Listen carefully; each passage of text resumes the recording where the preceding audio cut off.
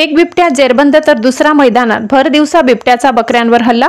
भर दिवसा बिबट्याचे हल्ले सुरूच, परिसरात शेतकऱ्यात भीतीचे वातावरण। बालआमराई शिवारातून बिबट्याला पिंजऱ्यात जेरबंद करून काही तासही उलटले नाही तोवर दुसऱ्या बिबट्याने भर दिवसा हल्ला चढवून बकऱ्यांचा फडशा पाडल्याने परिसरातील नागरिकांमध्ये नव्याने भीतीचे सावट निर्माण झाले। घटना 19 ऑगस्ट रोजी दुपारी 12 वाजेच्या सुमारास घडली। विसरवाडी येथील अनिस हजारी यांच्या स्वमालकीच्या बकऱ्या बालआमराई शिवारातील उसाच्या शेताच्या बांधावर चरत होत्या। यावेळी अचानक बिबट्या येऊन एका बकरीला उचलून उसाच्या शेतात खेचून घेऊन गेला। या प्रसंगावेळी बकऱ्यांची देखरेख करणाऱ्या मजूर महिला रजिलाताई गावित यांनी आरडाओरड केली। त्यांच्या आवाजाने तसेच कुत्र्यांच्या भुंकण्याने हजारी यासह इतर शेतकरी घटनास्थळी धावले, मात्र तोवर बिबट्याने बकऱ्याला ठार केले होते। मागे कुत्रे असल्याने बिबट्या मात्र पडून गेला। घटनास्थळी उमटलेल्या पायाच्या ठशावरून हा बिबट्या किती मोठा व ताकदवर असल्याचे दिसून आले।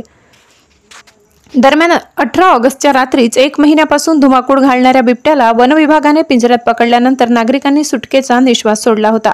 पण काही तासातच दुसऱ्या बिबट्याचे दर्शन झाल्याने नागरिकांची चिंता पुन्हा वाढली आहे। विसरवाडी, बालहाट, बालआमराई, कनाडा, नांगीपाडा परिसरातील शेतकरी विशेषतः त्रस्त झाले असून शेतीची कामे बिबट्याच्या दहशतीमुळे वेळेत होत नसल्याची खंत व्यक्त होत आहे। लोकशाही हक्क न्यूज चॅनलसाठी जयस्वाणी, विसरवाडी। मेरे खेत के बांध पे बकरे चर रहे थे और एक तेंदुआ आया और बकरे को लेके अंदर चला गया गन्ने के अंदर में। हम लोग गए, देखा तो कूद के चले गया और गन्ने का भी नुकसान किया है और बकरे के जानवर का भी नुकसान कर रहे हैं।